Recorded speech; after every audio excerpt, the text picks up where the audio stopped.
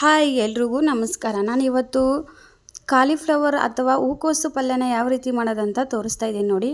ನಾನಿಲ್ಲಿ ಮೊದಲೇ ಹೂಕೋಸನ್ನ ಚೆನ್ನಾಗಿ ಕಟ್ ಮಾಡಿ ಉಪ್ಪು ಮತ್ತು ಅರಿಶಿನ ಸೇರಿಸ್ಕೊಂಡು ಚೆನ್ನಾಗಿ ಒಂದು 5 ನಿಮಿಷ ಕುದಿಸಿ ಬಿಸಿನೀರಲ್ಲಿ ನೆನೆಸಿಟ್ಕೊಂಡಿದ್ದೀನಿ.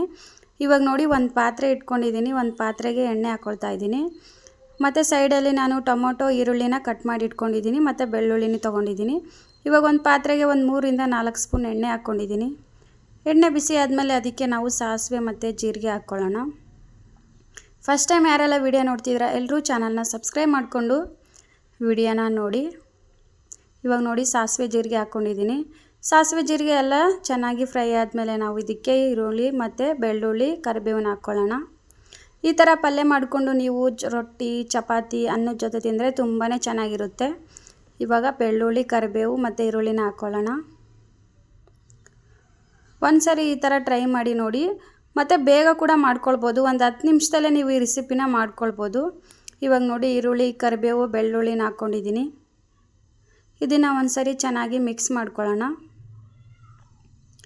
ಈರುಳ್ಳಿ ಚೆನ್ನಾಗಿ ಫ್ರೈ ಆಗಬೇಕು, ಅಲ್ಲಿವರೆಗೂ ಚೆನ್ನಾಗಿ ಮಿಕ್ಸ್ ಮಾಡ್ಕೊಳ್ತಾನೆ ಇರಿ. ಜಸ್ಟ್ ಒಂದು 5 ರಿಂದ 10 ನಿಮಿಷದಲ್ಲೇ ನೀವು ಇದನ್ನು ಮಾಡ್ಕೊಂಡು ಬಿಡ್ಬೋದು. ರೊಟ್ಟಿ ಚಪಾತಿಗಂತೂ ಸೂಪರಾಗಿರುತ್ತೆ. ಮತ್ತು ಜಾಸ್ತಿ ಏನಾದರೂ ಬೇಕು ಅನ್ನೋ ಹಾಗೆ ಇಲ್ಲ, ಮನೇಲಿ ಇರೋದ್ರಲ್ಲೇ ನಾವು ಇದನ್ನು ಮಾಡ್ಕೊಳ್ಬೋದು. ಯಾವುದೇ ರೀತಿ ಮಸಾಲೆ ಐಟಮ್ಸ್ ಕೂಡ ನಾನು ಯೂಸ್ ಮಾಡಿಲ್ಲ. ಜಸ್ಟ್ ಈರುಳ್ಳಿ ಬೆಳ್ಳುಳ್ಳಿ ಟೊಮೊಟೊ ಮಾತ್ರ ಯೂಸ್ ಮಾಡ್ಕೊಂಡಿದ್ದೀನಿ. ಇವಾಗ ಇದಕ್ಕೆ ಟೊಮೊಟೊ ಹಾಕ್ಕೊಳ್ಳೋಣ. ನಾನಿಲ್ಲಿ 1 ಟೊಮೊಟೊನ ಯೂಸ್ ಮಾಡ್ಕೊಂಡಿದ್ದೀನಿ. ಚಿಕ್ಕ ಪೀಸಾಗಿ ಕಟ್ ಮಾಡಿ ಇಟ್ಕೊಂಡಿದ್ದು. ಇವಾಗ ಅದನ್ನು ಹಾಕಿ ಚೆನ್ನಾಗಿ ಟೊಮೊಟೊ ಸಾಫ್ಟ್ ಆಗಬೇಕು, ಅಲ್ಲಿವರೆಗೂ ಚೆನ್ನಾಗಿ ಫ್ರೈ ಮಾಡ್ಕೊಳ್ಳೋಣ. ಟೊಮೊಟೊ ಚೆನ್ನಾಗಿ ಸಾಫ್ಟ್ ಆದರೆ ಟೇಸ್ಟ್ ಚೆನ್ನಾಗಿ ಬರುತ್ತೆ. ಹಾಗೆ ಇದ್ದರೆ ಟೊಮೊಟೊ ಚೆನ್ನಾಗಿ ಫ್ರೈ ಆಗಿರಲ್ಲಲ್ವ, ಟೇಸ್ಟೇ ಅನಿಸಲ್ಲ. ಸೊ ಚೆನ್ನಾಗಿ ಇದನ್ನು ಸಾಫ್ಟಾಗಿ ಫ್ರೈ ಮಾಡ್ಕೊಳ್ಳಿ. ಇವಾಗ ಇದಕ್ಕೆ ನಾನು ಒಂದು ಸ್ವಲ್ಪ ಉಪ್ಪು ಖಾರದ ಪುಡಿ ಅರಿಶಿನ ಪುಡಿನ ಹಾಕ್ಕೊಳ್ತೀನಿ. ಖಾರ ನಿಮ್ಗೆ ಎಷ್ಟು ಬೇಕೋ ನೋಡಿಕೊಂಡು ನೀವು ಹಾಕ್ಕೊಳ್ಬೇಕು.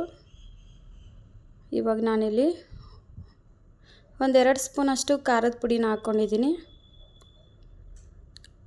ಮತ್ತು ಅರ್ಧ ಇಲ್ಲ 1 ಸ್ಪೂನಷ್ಟು ಅರಿಶಿನ ಪುಡಿನ ಹಾಕ್ಕೊಂಡಿದ್ದೀನಿ. ಮತ್ತು 1 ರಿಂದ 2 ಸ್ಪೂನಷ್ಟು ಉಪ್ಪು ಹಾಕ್ಕೊಂಡಿದ್ದೀನಿ. ನೀವು ಎಷ್ಟು ಮಾಡ್ಕೊತಿದ್ದೀರ ಅನ್ನೋದ್ರ ಮೇಲೆ ನೀವು ಖಾರ ಉಪ್ಪನ್ನು ಆ್ಯಡ್ ಮಾಡ್ಕೊಳ್ಳಿ. ನಾನಿಲ್ಲಿ ಸ್ವಲ್ಪನೇ ಮಾಡ್ಕೊಳ್ಳೋದ್ರಿಂದ ಸ್ವಲ್ಪನೇ ಹಾಕ್ಕೊಂಡಿದ್ದೀನಿ. ನಿಮಗೆ ಸ್ಪೈಸಿ ಆಗಿರಬೇಕು ಅಂದರೆ ಜಾಸ್ತಿ ಖಾರ ಹಾಕ್ಕೊಳ್ಳಿ. ಇವಾಗ ಇದನ್ನು ಚೆನ್ನಾಗಿ ಮಿಕ್ಸ್ ಮಾಡ್ಕೊಂಡ್ಬಿಡಿ. ಈ ಥರ ಮಿಕ್ಸ್ ಮಾಡಿಕೊಂಡು 1 ನಿಮಿಷ ಚೆನ್ನಾಗಿ ಫ್ರೈ ಮಾಡಿಕೊಂಡು ಅದಾದಮೇಲೆ ನಾವು ಮೊದಲೇ ಹೂಕೋಸನ್ನ ಚೆನ್ನಾಗಿ ಬೇಯಿಸಿಟ್ಕೊಂಡಿದ್ದೆ ಅಲ್ವಾ, ನೋಡಿ ಇದು ಬೇಯಿಸಿಟ್ಕೊಂಡಿರೋದನ್ನು ಒಂದು ಪ್ಲೇಟಲ್ಲಿ ತೆಗೆದಿಟ್ಕೊಂಡಿದ್ದೆ. ಇವಾಗ ಇದನ್ನು ಇದರೊಳಗಡೆ ಹಾಕ್ಕೊಂಡು ಚೆನ್ನಾಗಿ ಮಿಕ್ಸ್ ಮಾಡ್ಕೊಳ್ಳೋಣ.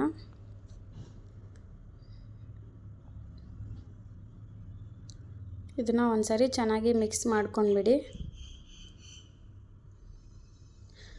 ನಾನು ಅರಿಶಿನ ಉಪ್ಪು ಹಾಕಿ ಮೊದಲೇ ಬೇಯಿಸಿಟ್ಕೊಂಡಿದ್ದೆ. ಇದನ್ನು ಇವಾಗ ಅದರೊಳಗಡೆ ಹಾಕಿ ಒಂದ್ಸರಿ ಚೆನ್ನಾಗಿ ಮಿಕ್ಸ್ ಮಾಡ್ಕೊಂಡ್ಬಿಡಿ. ಲೋ ಫ್ಲೇಮಲ್ಲೇ ಇಟ್ಕೊಂಡು ಇದನ್ನು ಚೆನ್ನಾಗಿ 1 ನಿಮಿಷ ಚೆನ್ನಾಗಿ ಮಿಕ್ಸ್ ಮಾಡ್ಕೊಳ್ಳಿ. ನಾನಿವಾಗ ಇದನ್ನು ಚೆನ್ನಾಗಿ ಮಿಕ್ಸ್ ಮಾಡಿ ಇಟ್ಕೊಂಡಿದ್ದೀನಿ ನೋಡಿ. ಇವಾಗ ಇದಕ್ಕೆ ಒಂದು ಸ್ವಲ್ಪ ನೀರು ಹಾಕ್ಕೊಳ್ಳೋಣ. ಜಾಸ್ತಿ ಏನು ಬೇಡ, ಜಸ್ಟ್ 1 ಕಪ್ ಅಷ್ಟು ಹಾಕ್ಕೊಂಡ್ರೆ ಸಾಕು. 1 ಕಪ್ ನೀರು ಹಾಕ್ಕೊಂಡು ಮತ್ತೊಂದು ಸರಿ ಚೆನ್ನಾಗಿ ಮಿಕ್ಸ್ ಮಾಡ್ಕೊಳ್ಳಿ. ಚೆನ್ನಾಗಿ ಮಿಕ್ಸ್ ಮಾಡಿಕೊಂಡು ಇದನ್ನು 2 ರಿಂದ 3 ನಿಮಿಷ ಚೆನ್ನಾಗಿ ಕುದಿಸ್ಕೊಂಡ್ರೆ ಪಲ್ಯ ರೆಡಿ ಆಗಿಬಿಡುತ್ತೆ. ಇವಾಗ ಪ್ಲೇಟ್ ಕ್ಲೋಸ್ ಮಾಡಿ ನಾನು ಒಂದು 2 ರಿಂದ 3 ನಿಮಿಷ ಚೆನ್ನಾಗಿ ಬೇಯಿಸ್ಕೊಂಡಿದ್ದೀನಿ ನೋಡಿ. ಬೇಯಿಸ್ಕೊಂಡು ಚೆನ್ನಾಗಿ ಮತ್ತೊಂದು ಸರಿ ಮಿಕ್ಸ್ ಮಾಡ್ಕೊಂಡ್ಬಿಡಿ. ಸೊ ನೋಡಿ ಮತ್ತೊಂದು ಸರಿ ಮಿಕ್ಸ್ ಮಾಡಿಕೊಂಡ್ರೆ ಪಲ್ಯ ರೆಡಿ ಆಗಿಬಿಡುತ್ತೆ. ನೋಡಿದ್ರಲ್ವ, ಸಿಂಪಲ್ಲಾಗಿ ಹೂಕೋಸು ಪಲ್ಯನ ಯಾವ ರೀತಿ ಮಾಡೋದಂತ ತೋರಿಸ್ಕೊಟ್ಟಿದ್ದೀನಿ. ಈ ವಿಡಿಯೋ ಏನಾದರೂ ನಿಮ್ಗೆ ಇಷ್ಟ ಆಗಿದರೆ ಲೈಕ್ ಮಾಡಿ, ಕಮೆಂಟ್ ಮಾಡಿ ಮತ್ತು ಶೇರ್ ಮಾಡಿ. ನನ್ನ ಚಾನಲ್ನ ಸಬ್ಸ್ಕ್ರೈಬ್ ಮಾಡ್ಕೊಂಡಿಲ್ಲ ಅಂದರೆ ಚಾನಲ್ನ ಸಬ್ಸ್ಕ್ರೈಬ್ ಮಾಡ್ಕೊಳ್ಳಿ. ನೆಕ್ಸ್ಟ್ ನಾನು ಯಾವುದಾದ್ರೂ ವಿಡಿಯೋ ಅಪ್ಲೋಡ್ ಮಾಡಿದ್ರೆ ಇಷ್ಟ ಆದರೆ ನೀವು ನೋಡ್ಬೋದು. ಯಾರೆಲ್ಲ ವಿಡಿಯೋ ನೋಡ್ತಿದ್ರೆ ಅವರಿಗೆಲ್ಲ thank you so much support ಮಾಡ್ತಿರೋದಕ್ಕೆ.